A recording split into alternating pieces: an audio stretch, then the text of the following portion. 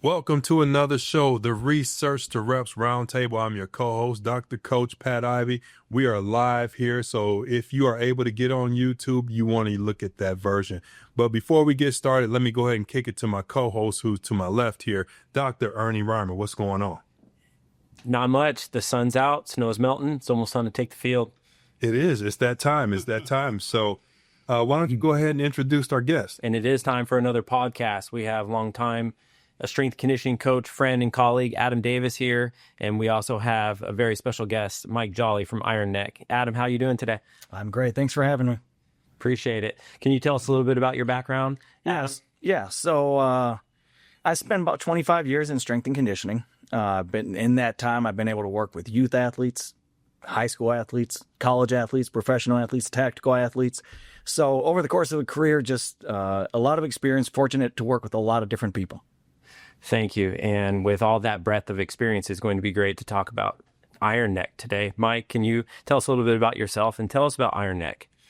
Well, I was also a strength and conditioning coach back in the day, college football coach, a little bit of high school coaching, and that was all fun. And then I invented Iron Neck because I saw a problem, I saw a need, and I have been, working on that since 2011.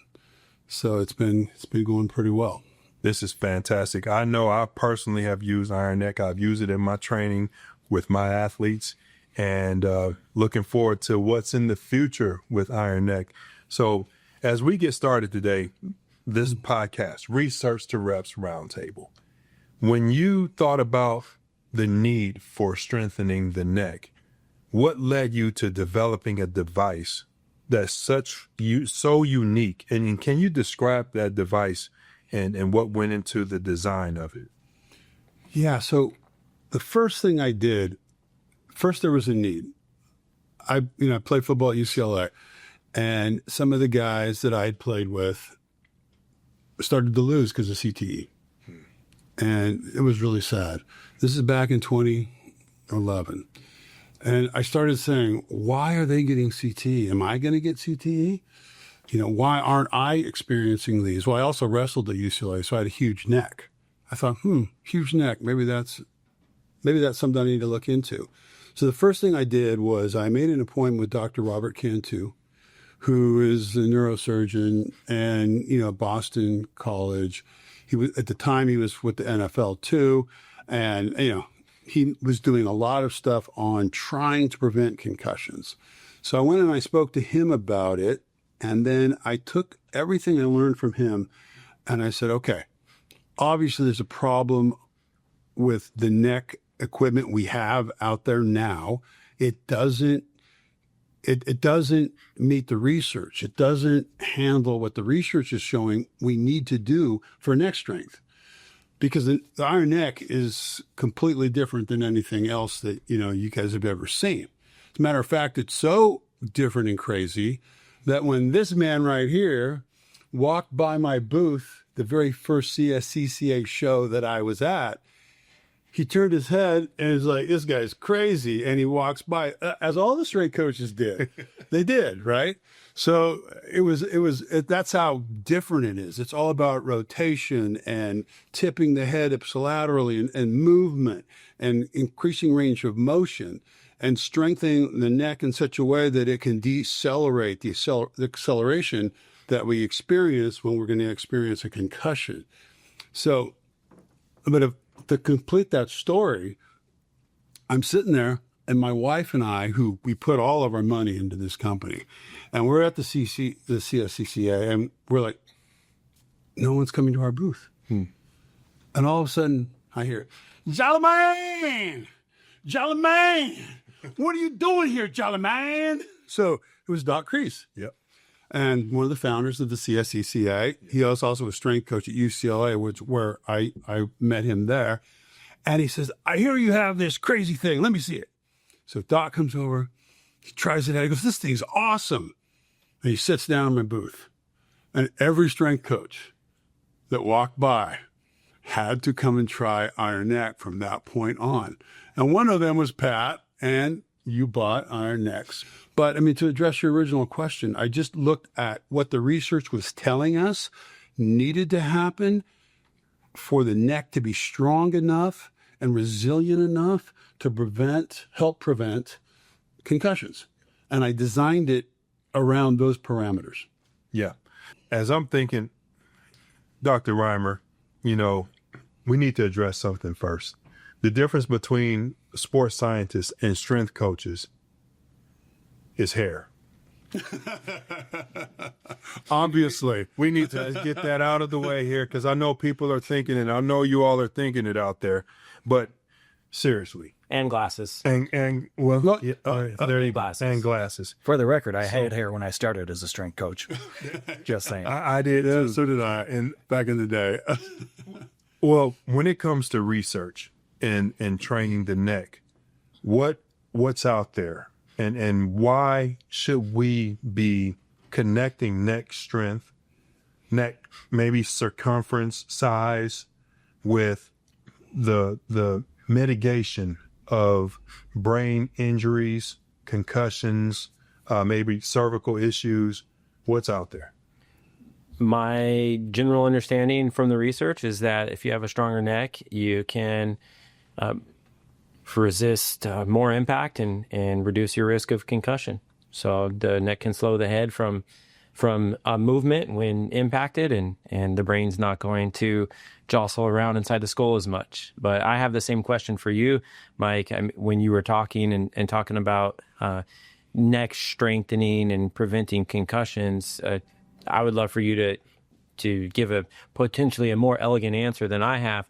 But to go even further, if Iron Neck was formed to help prevent concussions, what types of unexpected benefits have your customers or you yourself seen from using Iron Neck to train with beyond preventing concussions? That's a great question. And that's the answer to that question is what's keeping Iron Neck alive. 85% of our purchases are one-offs to people that have sore neck. 85% of our purchases. And it's just about having a sore neck. People have such bad posture now, the tech neck and text neck, and and we just kill it with the one-offs on that. And one of the reasons I'm here, one of the reasons I called Pat, 4 or 5 weeks ago and said, hey, we need to do something about this, is because Iron Neck had gotten so far away from my original concept of trying to help prevent concussions and protecting brains that I wanted to get back. I wanted to get back to this original thing. And one of the impetuses behind that was one of the guys I played with at UCLA, Lewis Sharp. He was a great right tackle. He was my right tackle. I was the right guard. And he played a long career with the Cardinals, Arizona Cardinals. And he just died. And we just had a reunion at the beginning of the football season. We got to, meet back up. The sad thing was, Lewis and I we were tight. I mean, you have right tackle, right guard. I mean, the communication that happens there, right? And he looked at me and he goes, Mike, you were a defensive lineman. Oh, wow. And I was, Lewis, I was right guard. We played right next to each other. He goes, no, you were a D lineman. It was a CTE. So Lewis's career ended abruptly when he turned to drugs to try to calm the craziness that was going on in his head. And he ended up a long stint in prison, lost everything, lost his family. But he found God when he was in prison, and he righted the ship. And he really did. I mean, I was so excited when I saw him. But that experience, I said, no, we've got to get back to trying to prevent concussions and helping protect brains. So there's a couple ways to tell you how a strong neck protects a brain. But you want to prevent the coup counter coup. You want to prevent that brain rattling. So how does the brain get started rattling? Well, when the head is accelerated and it reaches the end of its range of motion, it snaps. And when it snaps, the brain flies across the inside of the skull, and it bounces off the one side, and then it starts bouncing back and forth to the other side. And you're getting concussed. So If you have a stiff, strong neck that's resilient and then can resist the force and slow down the acceleration to the head, you'll protect the brain. So let's picture a running back. He breaks through the line of scrimmage. Linebacker comes, he's running, linebacker comes from the side, helmet to helmet, perfectly legal tackle, just wham, right into the helmet.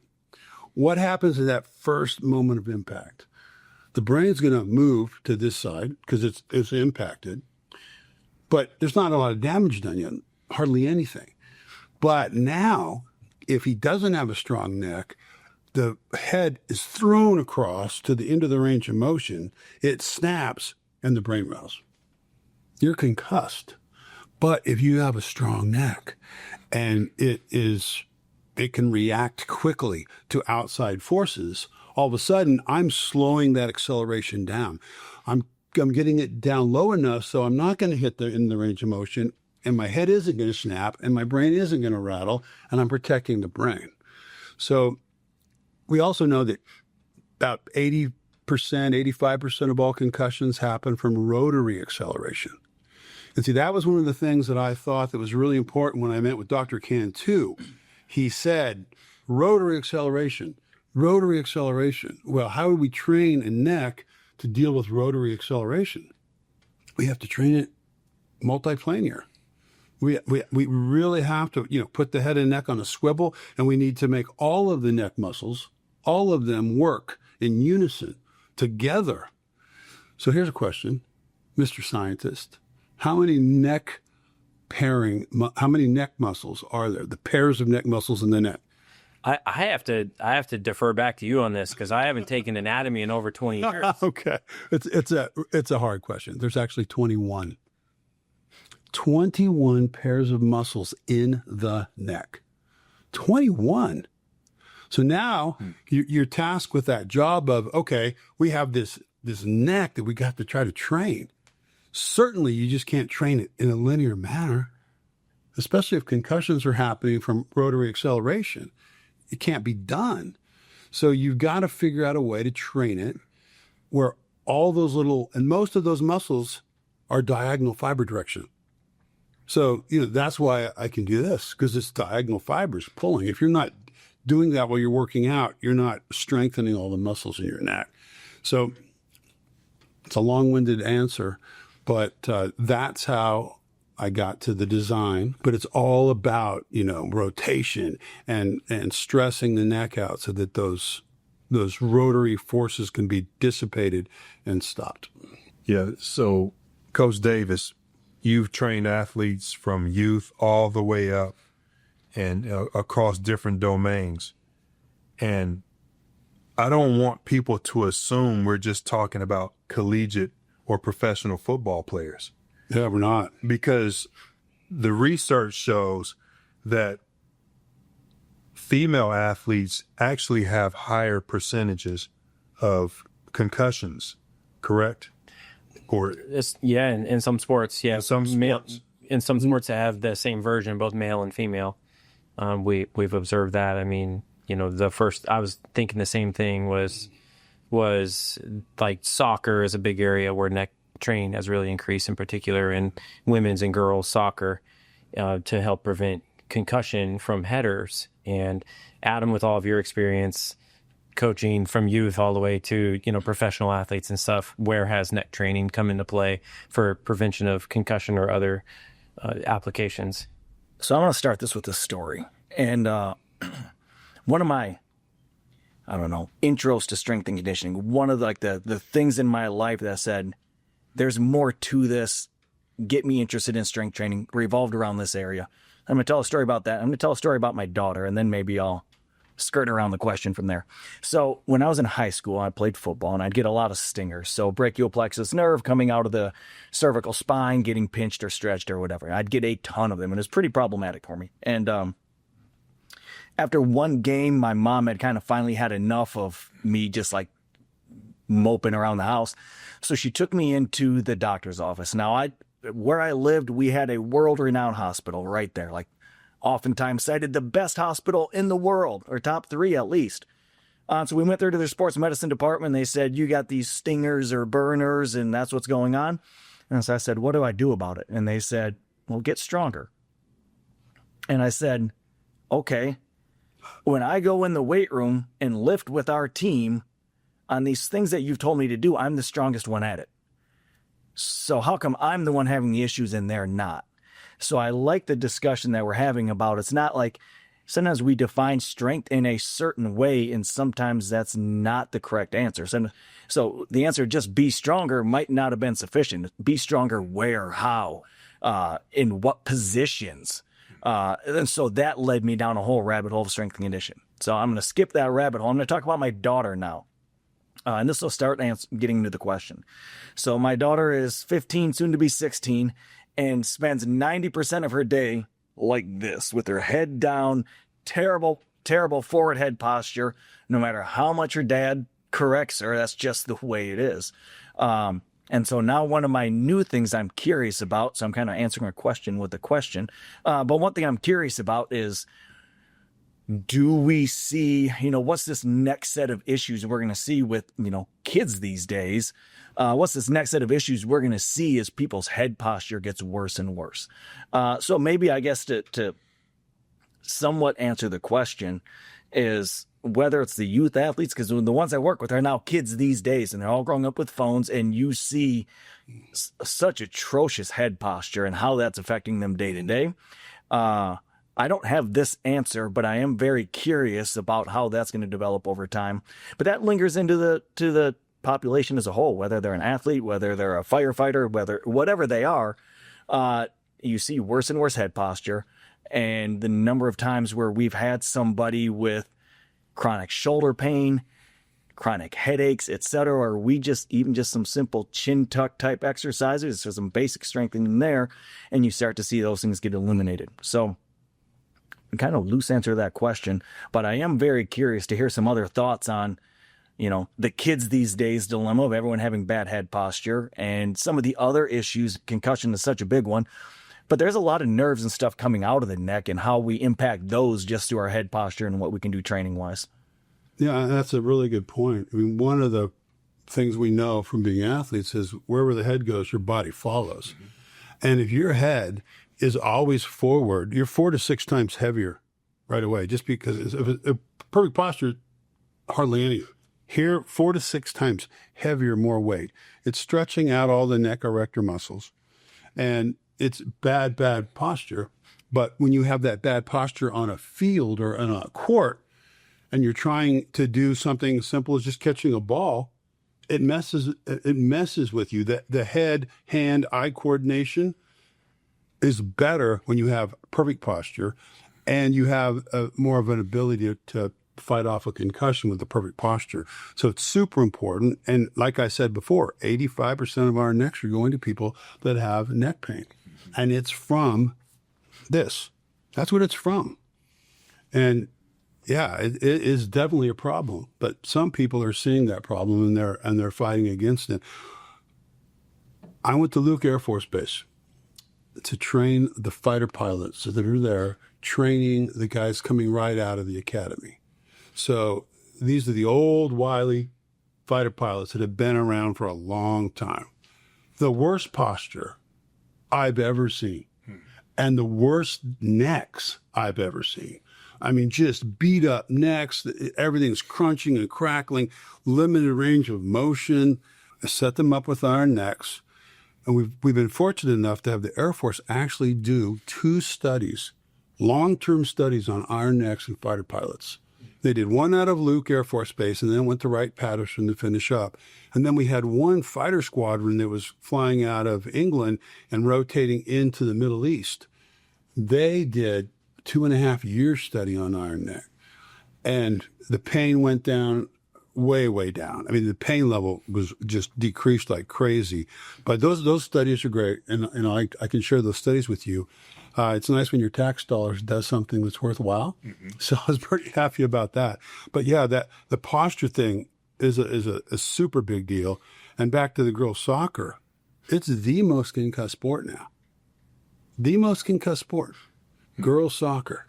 That's because they have longer necks anatomically, and they're weaker necks. They just are. They cannot decelerate acceleration to the head. They can't. And then headers, this is an interesting fact.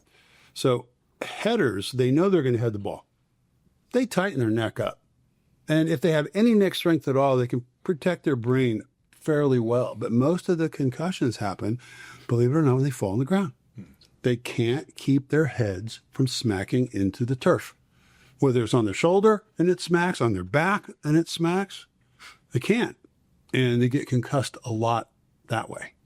Yeah, well, I mean, you've got, we're talking about the brain rattling around the skull, but here's what's rattling around in my brain. Because you sparked this when you talked about like fighter pilots, and it made me think we're watching the Olympics right now. I used to work at the U.S. ski team, and I think a place where I missed as a strength conditioning coach for the Olympic ski team was neck training, not to prevent concussions, but those skiers, they're going down that hill very fast. They've got to go in between gates. There's a lot you have to manage with seeing the mountain ahead of time, staying ahead. Visibility is changing, and they're going fast. Yes. And if your neck can't handle the G forces of what you're experiencing, I perceive that can affect the steadiness in your vision and the ability to perceive the information that's coming in visually to be able to have that precision. So you talk about fighter pilots who experience a lot of G forces, maybe race car drivers, alpine skiers, and other types of sports. So for both of you, the question would be like, have you encountered athletes that have talked about the need or the benefits of neck training just to be able to keep their head steady so that they can keep their eye steady and see their targets and what they're focused on? You know, I think the education needs to continue to move to that point where more athletes can be thinking about that and can have that conversation, realizing the importance of their neck strength. I think most athletes think, well, I need to have a strong neck because I have muscles in my neck. And that's it. Yeah. And that's where they start. Some collision sports, I think they get it maybe a little more, but until someone has a concussion or their teammates have a concussion and that information is brought to them, that level of awareness is brought to them, I don't know if most of them are able to think about it like that. And I think we need to get to that point where they are thinking about it like that. Before Coach Davis has a chance to answer that question, I want to give a personal story, and I think I shared this with you, Mike. But a little more than a year ago, I was in a very bad motorcycle accident. And it's a hobby, it's a sport. It's a sanctioned event at a racetrack, and I went down over 100 miles an hour, and spent several days in the hospital, broken bones. Things could have been much worse. Obviously, I'm still able to be here. I'm still sitting here. But when I went back and looked at my equipment, my helmet had one small scratch on it. Wow.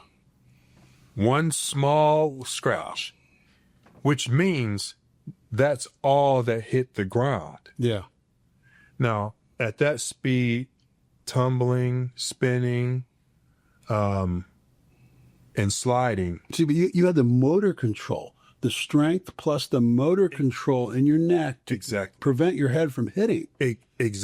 And now my traps, rhomboids, neck, for months, it was locked up, which lets me know how much I was aware, conscious, activating those muscles to protect my head, because I remember protect your head. Yeah. And when you're an athlete, you know the importance of protecting your head, and those motor patterns, that muscle memory kicked in for me. Yeah. But I know, you talk about it, that iron neck device that I have that's in my basement, connected to my rack, that I use, I can look back and say, I'm possibly still able to be functioning because of for sure the strength in my neck and the device I used was the iron neck. And I mean, I'm not trying to give a testimonial here, but you are here. But you know what you just did?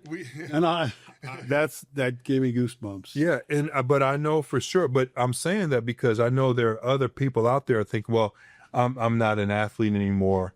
I appreciate what you all are talking about, but you don't know what life is going to bring to you, and being strong and fit is valuable. Yes.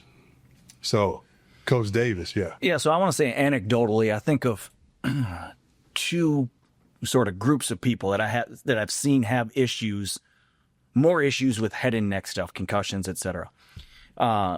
And group one is kind of what I would fall under because I grew up as a wannabe power lifter. But groups that are really strong and are really good at kind of like stabilizing their body in a static position and like resisting force that way. Group two is maybe people with a huge range of motion, but very little control of that range of motion. And so I think the sweet spot then, of course, in any athletic endeavor, whether it's fixing the gaze or fixing their eyes on something or surviving a big contact or something like that, is having really good range of motion with really good control of that range of motion. And that is, again, when I went to the doctors when I was in high school and they said just get stronger, I think that's a big area where that advice fell short. It wasn't like directed strength. It was just static and brace and don't move sort of strength, as opposed to having great range of motion, having full control and strength throughout that range of motion. Those are the people that I see, whether it's the neck or shoulder or anything else, but those are the people that seem to have the highest degree of success and from what I've seen. Yeah, and I look at that as neuromuscular insurance, right? I mean, you have this insurance, neuromuscular insurance. Wow. Okay. Because I mean, it is. I mean, we look at your neck and your accident, right? Yeah. That was insurance. You paid for it. You worked hard, and when you needed it, it was there and it protected you. That's what insurance does. Wow. Right. So that's what you did, and it's a multi-planar. The directions and to your point, being able to hold your head still when you need to.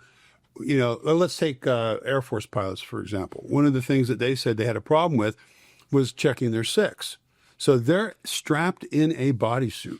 I mean, it's completely pressurized right up until here, and then it's not. So everything else is protected, but this can't be because they have to be able to do this. They got to check their six. They got to look in the canopy. So why was their neck so jacked up? Because they're taking off. They're pulling 4 Gs at takeoff. Right away, cold neck, no blood pumping, and it's a mess. F1, for example, or NASCAR. We have all the teams use in the motorsports use iron neck, and the reason is because they've got to do things at high speed that most people don't do. So this is a good story. In Indianapolis, I went there to work with the training teams that work with the drivers, and walked in, and it was great. You know, it was at one of the big hospitals. They have a whole floor for all this training. And the trainers are really detail-oriented. So he goes, okay, I want to show you the first thing that we do. So I walk over, and there's a chair there, and a driver comes over. He sits in the chair. Guy gives him a 10-pound weight. He holds the weight out in front of him like this. There's a whiteboard over here where you can't really see it, and there's a whiteboard over here that he can't really see. On both whiteboards, there were 6 alphanumeric combinations, 6 digits long. See, it's 6 rows, 6 digits long. And then he put iron neck on the guy, on the driver, and then he's behind the driver with the bungee cord, and he starts yanking on it, giving it force, pulling, force, pulling. He's straining with 10 pounds by now, and now he's straining with the iron neck on, and he goes, look left. 10, 9, 8. He counts down to 1. The driver had 10 seconds to memorize everything on that whiteboard. Now, I didn't know the drivers had to crunch all these numbers in their head. I didn't know they had to be extremely bright to go out there and drive these cars. I didn't realize any of that. But he puts them under that pressure with the iron neck on, and then he flips back forward. He goes, "What's on line number 3?" Bam. "What's 4?" Bam. "What's 1?" Bam. I'm like, wait a second. I'm skeptical. I'm like, okay, how long have they been looking at these boards? I mean, that's the first thing, right? He goes, "Oh, really, Mike? Is that what you think?" I'm like, kind of. And he goes, "Okay, erase them and write your own." So I erased them. I wrote my own. It didn't matter. Same thing. Both boards, repeated them perfectly, exactly, under that pressure, under that tension. But you think about that going around the track, the multi-planar, control, what you talked about. It's the control of the neck muscles that is as important as the strength of the neck muscles. You got to have both. They have to work together in unison and in balance to be effective. Wow. Mike, what are some exercises? Because let's get down in there and talk about the different angles, the different motions. Take us through some of the exercises that you can do and why you do those exercises. Okay. So again, rotation, right? I try, when I develop the 6 fundamental exercises, and there's 6 fundamental ones that I encourage everyone to start with and use. Then there's a whole bunch of advanced techniques that you can use too. And we have professional athletes on the website, showing stuff that they make up. Some people make up stuff that I'd say never ever do. I had a boxing trainer up in Portland, Oregon. He's a great guy. His gym's crazy amazing. But he has his boxers dragging a 100-pound chain attached to the iron neck, dragging it backwards, doing this. And it's a 100-pound chain already, but now it's dragging on the floor. So who knows how? I'm just surprised the iron neck just didn't break. But but anyway, so there's some crazy stuff. But the 6 fundamental exercises are the important ones.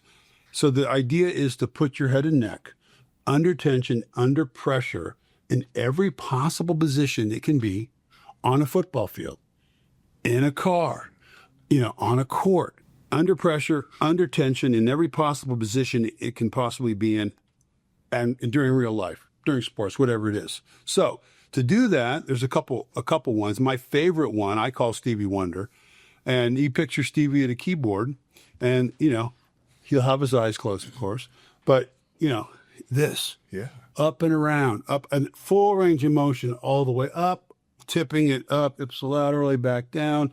I mean, this is a great one. Then you can do longer, skinny ones, and then you have to reverse. But so the Stevie Wonder's good, but you got to do that front and back. So front position, the bungee cord is pulling you this way, so you're fighting it this way, and your the whole kinetic chain is fighting it, and then you do it opposite. So it's being pulled from behind, your kinetic chain's fighting it. But it's crazy. If you put a lot on it and you do the workout, first time I worked out Joe, he was just like, it's the whole body. It's a full entire whole body workout. But so Stevie Wonder's great. I like the diagonals. So when we talk about the multi-planar, right? So now we drop our neck in this position and we keep this axis. And all we do is point our nose at our shoulder and point our nose over the top of our shoulder like you're a wide receiver looking for a football. And you just keep this diagonal motion and you really stretch it out. And you do that front and back. The spin, when you're just have your neck locked in place and you just sit there, the first exercise, you just do a 360-degree spin. It gets blood flowing around your neck. Protraction, retraction is a really, really great one. You want to come all the way out and all the way back. And of course, you're doing it facing forward and then you're facing out. And that's great. There's variations off of that one. So if you are caught in a position like this on a football field or on a wrestling mat or something, you can handle it. You can deal with it. So there's some great ones. I like lock neck body turns. Lock neck body turns are good because your neck is locked in place, but your body is moving. So you're really getting core really well. and it really stabilizes the head and neck. Great for your golf swing if you want to hit the ball 300 yards. It's pretty good. We have some PGA Tour pros, of course, that use iron neck, and they love it. So those are some of the exercises, but there's some of the great ones that I love to do. For example, let's look at a weight room, like the weight room that we saw today here at Louisville, which was just beautiful. If you had guys attached to all the squat racks and all of the adjustable cable machines, and you had medicine balls. You toss the medicine ball, and you just can keep them going. These medicine balls going, and you're working. You have to see. You have to catch, you have to throw while you're under tension and under pressure. Mm-hmm. So, anything that we can do to try to simulate real life situations, that's what I try to teach. So one thing you said there that I like, because I always had a hard time, rationalizing this piece is, especially with concussions and head impacts, the thing that we can't simulate or maybe don't want to simulate is the velocity of these things. Yeah. But the thing you just said that I liked is keep the head fixed and generate velocity and speed through the body. So the head is fixed, and the rotation and all that's coming through the shoulders and upper body. I hadn't maybe thought through it that way before, so I did kind of like that piece for sure. And another application would be baseball hitting, right? Yep. Very similar to the golf swing. Yep. And one thing you made me think of is myths around like what types of movements should you do for neck exercises versus what type of movements should you not do. Certainly when I was a kid growing up, I think there were some things they said we should do or we shouldn't do with neck exercise. So have you come across any myths or people have made claims like you shouldn't move your neck that way, anything like that? Oh my gosh. I can't even tell you how many times. At the first CSCCA conference, I had strength coaches, after Doc had called them over, that doesn't prevent concussions. The neck is fragile. You can't do that to the neck. I'm just like, did he just really say this? This is one of the top guys at the CSCCA. I'm not going to mention his name, but he actually said the neck is fragile. You can't work it out like that. I'm like, do you stand on the sideline at a football game? Do you see what happens out there? Do you watch TV? Do you understand what's happening to the neck? So I have heard that. I've heard it so many times. And it was a fight to get past that myth. And some people still think it is. I will still get people on my LinkedIn. When I post a video, I will still get people saying, oh my gosh, it's so dangerous for your neck. I'm just like, I can't respond anymore to them because I just get mad, and it wouldn't go anywhere good. So I don't. When it comes to things you shouldn't do with the neck, I am not a big fan of the neck harness and just going straight down with, a 45-pound plate and coming straight up. Number one, it's linear. Mm-hmm. You're not teaching the multi-planar. You're not teaching any kind of rotation, but it's just not great for your spine and your discs. It's just not. So we do sell a harness at our neck, but our harness, if you look at it, is different. It has different attachment points all the way around. So if you can't afford an iron neck, you can afford the harness, and you can attach it with the bungee cord, and you can do rotations. Now, it's a lot harder because you can't do the full rotations, but it still works. You can still get rotations out of the harness. But just dropping the head straight down and coming straight back up with a lot of weight on it, I don't like it. Excuse me. So if I'm understanding correctly, it is common myth that maybe you shouldn't rotate your neck or do certain movements with your neck. And what I'm hearing from everyone here is that what we do want is neuromuscular insurance to be able to move the neck through full ranges of motion under tension and under pressure. What I'm also hearing is that just straight heavy loading to the neck that might cause uneven compression of the discs could be damaging for the neck. Yes, I do believe that. And you can get a great iron neck workout if you're on a selectorized piece of equipment and you put it on 35 pounds, and if you can do the full iron neck workout with 35 pounds on, your neck is damn strong. It is. It's just like, okay, you work your neck out and it's strong. Most people, 15, maybe 20 pounds. It's just how it is. Now, that's only taking into account the horizontal force being pulled. The iron neck also has a disc braking system. So the truck that runs around the outside of the iron neck so you can do all the turning has a disc brake in it. So now I can set the rotational resistance. So when I'm turning, it's a true isometric, or it's a true concentric contraction because I'm really fighting against the braking. So I'm turning, so it's very dynamic. I've got the rotational resistance happening at the same time as the horizontal resistance. So it really gets you in that multi-planar accesses. Yeah. So in your experience, when you're introducing someone to the iron neck and you're doing the different movements, what are the most deficient areas in the random athlete that you're going to come across? What are the things that you expect? Yeah, if you've never trained with this before, you already know they're going to be bad at these movements. It's coordination. It comes back to what I said about the Stevie Wonder, right? And one of the ways to help prevent concussions and neck injuries is to have that good proprioception where you can do what you need to do and put your head and the neck in the right positions. Like when you fell on your bike, instinctually, you had a strong neck because you've been working out, but instinctively you knew where to put your head and neck to protect it.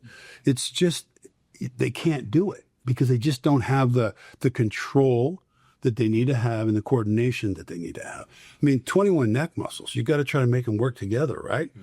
And if you're not working them out, then they're not going to be able to work together. It's easy to strengthen a knee joint. It's a hinge joint. Simple. Leg extensions, leg curls at the very basic. Of course, you throw in squats and everything else, but it's a hinge joint.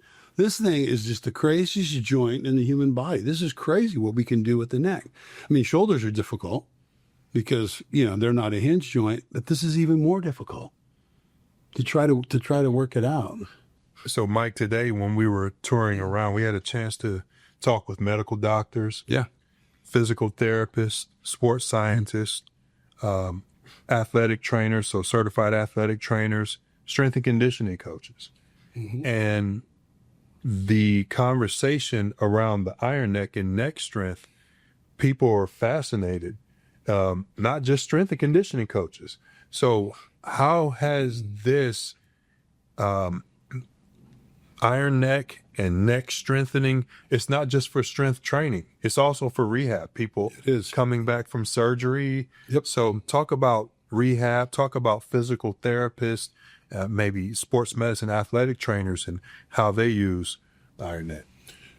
Yeah, when we first started, it was 13 pounds, as you know, and an athletic trainer wouldn't touch it, and a physical therapist wouldn't touch it. It was 13 pounds. Dr. Ken, too, he has one of the 13-pounders because, I flew over and gave it to him because I was very proud of what I'd done. I listened to everything he said, and here it is. But the first thing he said, well, it's too heavy.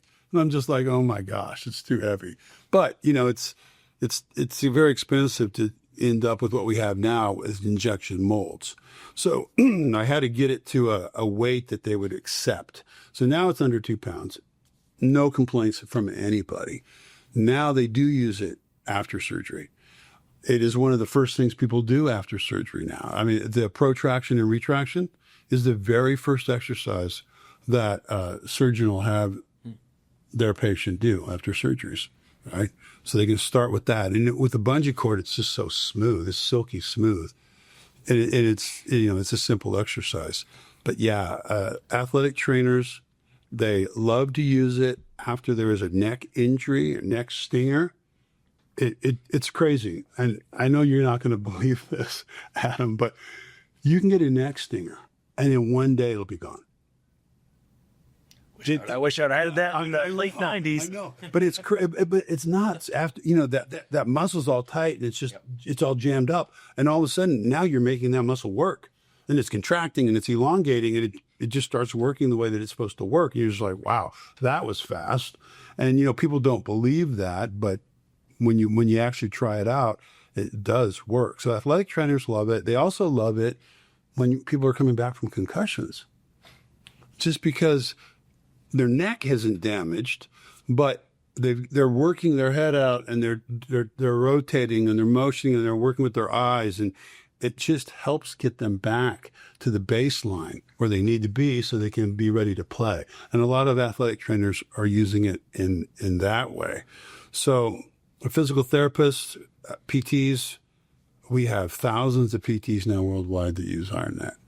They love it. It's a great tool to use. And we got an order from a guy, we didn't know who he was, in Australia. And we sent an IronNet to Australia. And then like 5 weeks later, we got an order for a bunch more. Well, he owns physical therapy shops in Australia. And he was our first PT that I know of that actually ordered IronNet, tried it out, liked it, and then ordered more. And now, we go to the PT conferences, and we're pretty well accepted by physical therapists now because it does work. It does help rehabilitate the net. Yeah.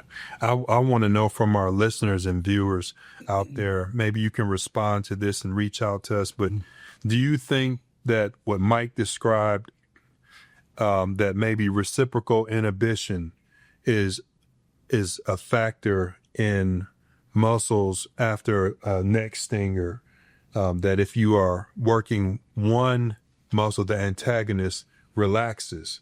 So as we talk about, a little bit of anatomy, a little bit of neuromuscular firing sequence, why? Man, I would love to hear from someone out there what you all think. So please just respond in the comments. But what do you think about that, Ernie?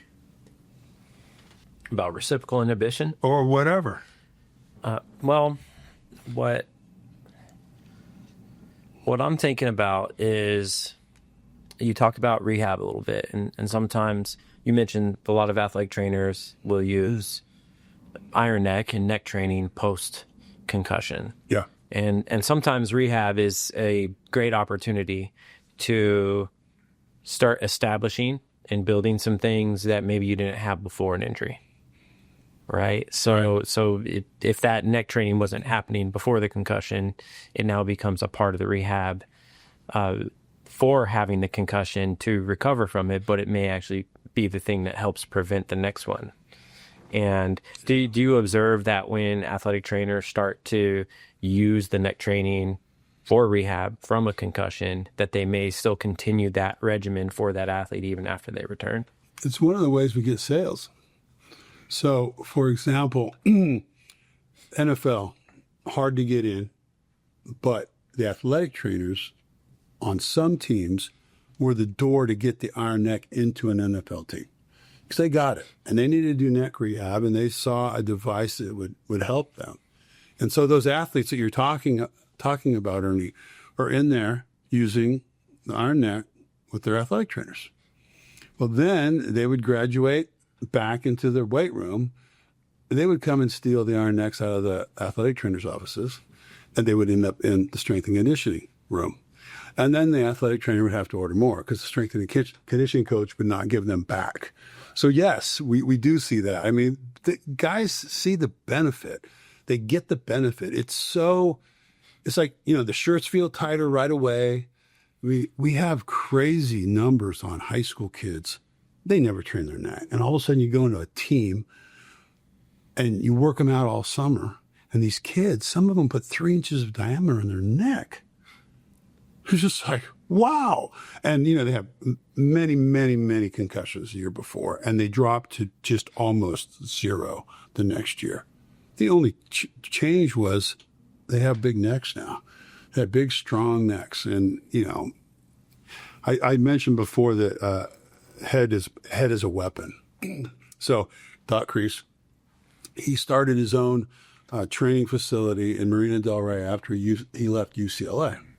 And he had Olympic athletes. They worked on Olympic athletes that needed operations. Doc would run that program. But he also had high school kids coming in that were just great athletes and that would pay for his training. And there's one kid, Aaron Pico. And Aaron Pico's now an MMA fighter and really good. Back then, he was just wrestling. And he ended up winning 4 state of California wrestling championships. And so Doc called me up. He goes, hey, Mike, I need an iron neck. Can you bring me an iron neck? I said, sure. So I went over there, got him an iron neck, trained Aaron up on it. And, Aaron's, smaller than me. He's a smaller guy, tougher than hell, but smaller guy. And, I came back, I guess, about 4 or 5 weeks after I trained him the first time. And he sees me, and I walk in, and he looking at me. He walks like this up to me, and he goes, Mike, my head is now a weapon. I was like, okay, Aaron, I can see that. But, he won 4, California state championships. So, and now that he's moved to the UFC, I'm hoping that he has a good career, but he has a very, very strong neck. And Nick Curson was his trainer. And, sometimes in a business situation, there's a moment, something happens that takes you from here struggling to all of a sudden it just shoots you up. So, giving Doc that iron neck turned out to be one of the best decisions I ever made, because 4 or 5 years later, Joe Rogan has a guy named Nick Curson, who's a strength and conditioning coach, on his podcast. And Joe's like, yeah, my neck is sore. Sore, Nick. What can I do to it? What can I do for it?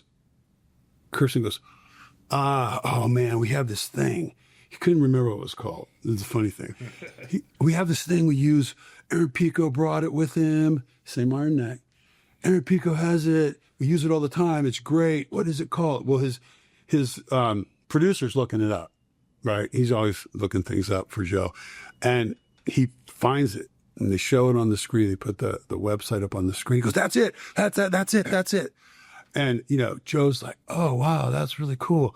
And so then my CMO, Rob, he DMs Joe on his Instagram and says, hey, Joe, inventor of Iron Neck lives in Southern California. You want him to bring one by?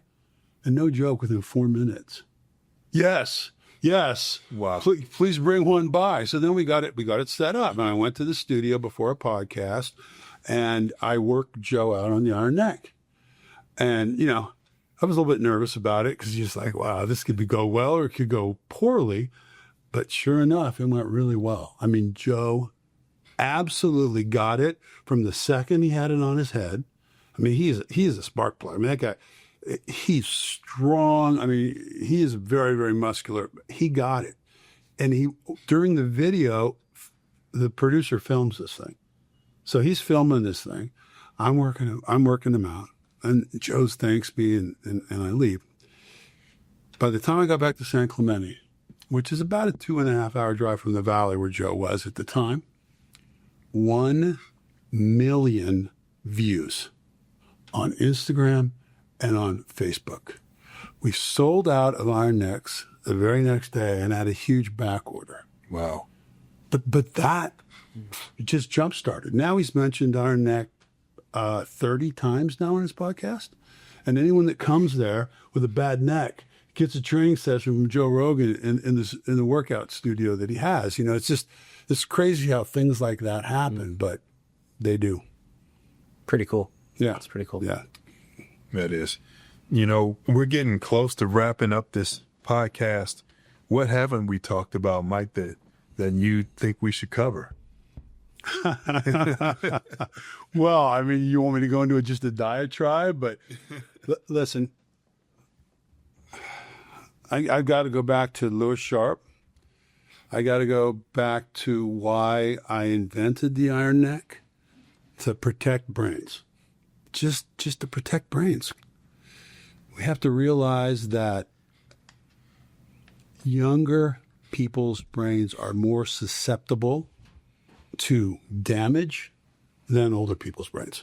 Probably couldn't hurt my brain right now. Hit me with a baseball bat. It's not going to hurt. It's a done deal. But it's so important for parents and coaches in middle school and high schools to understand that they need to start training the neck right away. They really, really do. They need to protect those brains right away. I mean, we have documented cases of kids in college football now getting CTE and having to stop. I mean, doing crazy stuff and being arrested for it because they have CTE at 19 years old, at 20 years old. So protecting the brain, I mean, it is so important to me that I just want to stress at that point that you've got to start working out your neck. I don't care how you do it. I don't care how you do it. I mean, there's a company out there called Topspin, and they violate my patent. Have I ever told them to stop? No, because they help strengthen necks. And if you got $5,000 to spend on a neck strengthening device, go for it and use it and strengthen your neck. You know, I mean, I've tried it out. It works. Iron Neck can do the same thing, but it works. It works well, and there's no way I would ever shut it down because this is not about money to me. It truly isn't. I have a whole nother career where I make my money. This is about protecting brains. This is about saving people's lives. I mean, I look at Mark Tuinei, 3 Super Bowls with the Dallas Cowboys, teammate of mine. He had signs of odd behavior at UCLA. And I'm not going to go into the stories that happened, but I was involved in some of them, and there's some crazy stuff going on. And he had to go to Hawaii to finish out his college career because he got dismissed from the college. But literally 6 months after he finishes his career at Dallas, after 3 Super Bowl wins, after doing things right with his money, financially, he was set for life. He killed himself in his driveway with his whole family inside his house. Chronic traumatic encephalopathy. We have to stop that from happening. I mean, Coach, you are good friends with Junior Seau. You know what I'm talking about. Yeah. It's a terrible disease. Mm-hmm. Yeah. And it's got to be stopped. And one of the ways to stop it is through neck strength, through neck training, to help minimize concussions and minimize the effect of concussions. Yeah. And that's what our neck's all about.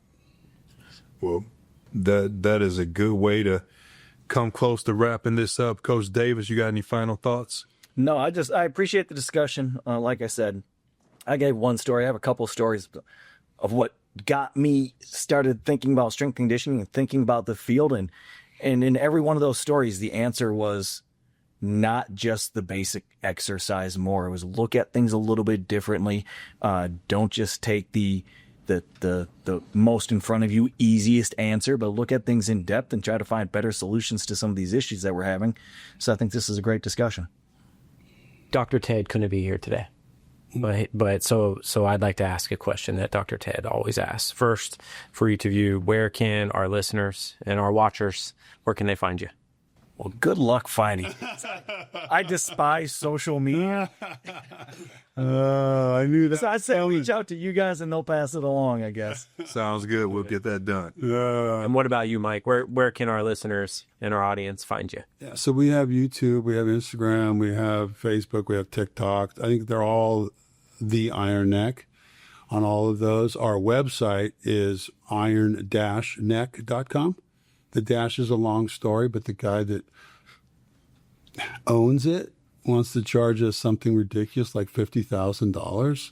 So we just put a dash in, and that's how it is. So it's iron-neck.com. And there's a lot of great information. All the studies that I've referenced and many, many more studies are on the website. One of the studies I do want to point out that I missed was when we were talking about girls' concussions. We had a high school had take 17 girls for 7 weeks and work them out with the Iron Neck protocol, the 6 fundamental exercises. They strengthen their necks like crazy. And that study is on our website, and it is a great study to read. It talks about the protocols and what they did and the whole thing, and it was accepted by the people that accept those kind of scientific studies. So that was really great. And I was really happy about that. But yeah, the best way to do it is to reach out that way. You can reach out to me, Mike at iron-neck.com. Great. And you mentioned reading. It's Dr. Ted's famous question. Doesn't have to have anything to do with the neck, but what book would you recommend for our listeners? Question for both of you. Breathe by Hicks and Gracie. That's a good book. Wow. Okay. What about you, Mike? I just finished. I'm a James Michener fan, and there's some great James Michener books. I mean, Chesapeake I love. Drifters was a really great book. If you want to travel, Drifters is great. But I just finished. I'd never read it. It was Centennial, and Centennial takes place basically in Colorado, but it starts in the time of the dinosaurs. And if you're a James Michener fan, you know he's inside the dinosaurs' heads, and the dinosaurs are talking in the book. Not talking, but thinking about very, very basic things, the way that he breaks it down. But he takes basically Colorado from that time all the way till about 1978 or 79 when the book was written. And that's what he does, is the whole generation. But it's a fascinating book. I mean, it's 1,100 pages. And you're sort of sad when it ends. Like, you wish it would have been 1,400 pages, so you could have kept reading it. But it's fascinating. I want to go visit Colorado now and check out the Platte River. Wow. Yeah, That was fascinating. Yeah. Thank you all so much. Thank you for your time. Glad we were able to get this done and to be able to do it in person. Thank you, Mike. yeah. No, it was fun. Thank you guys for the invite. I really appreciate it. And thank you for jumping in at the last second. Yeah, no It was problem. good to have your input. Thanks for having me. Yeah. Well, thank you all for listening or watching, and then we'll see you next time.